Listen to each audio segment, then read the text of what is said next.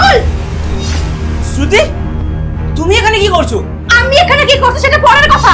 তুমি মেয়েটার সঙ্গে কি করছিলে? কিছু করিনি, আমি ওকে খাবার খাওয়াচ্ছিলাম। খাবার খাচ্ছিলে মানে? বেডে নিয়ে এসে খাবার খাচ্ছিলে?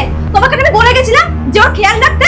আরে আমি ওর খেয়ালই রাখছিলাম, ও বললো ওর খিদে পেয়েছে তাই ওকে খাওয়াতে নিয়ে এসেছিলাম। একদম চুপ কর। তুই ওকে খাবার খাওয়াচ্ছিলি? আর কত নিচে নামবি তুই দাদা? তোর সাহস তো কম না? তুই একটা মেয়েকে বেডরুমে নিয়ে এসেছিস, আর ও তো পাগল, ওইখানে খেতে এসেছিল, আর তুই এইভাবে ওর মান সম্মান নিয়ে টানাটানি করছিস। দেখ তুই চুপ কর, একদম কথা বলিস না, এটা আমি আর আমার বউ বুঝবো। তুই কি বুঝবি? আমি তোর থেকে ছোট বলে না আজকে তোর গায়ে আমি হাত তুললাম না। যদি তোর থেকে আমি বড় হতাম তাহলে তোকে আমি কি করতাম তোর কোনো আইডিয়া পর্যন্ত নেই। দেখ কুসুম, এটা তুই আর তোর বৌদি জানিস, বাইরে কাউকে বলতে হবে না। তুই এক কাজ কর, এই মেয়েটাকে নিয়ে বাইরে যা, আমি তোর বৌদির সাথে কথা বলে আসছি। কি? তোমার এত বড় সাহস? তুমি তো এমনিতে মেয়েটার সঙ্গে নোংরামো করেছো, তার উপর বলছো চুপ করে থাকতে। তুমি কি ভাবলে তুমি আমার হাজবেন্ড বলে আমি তোমাকে ছেড়ে দেবো? কখনোই না।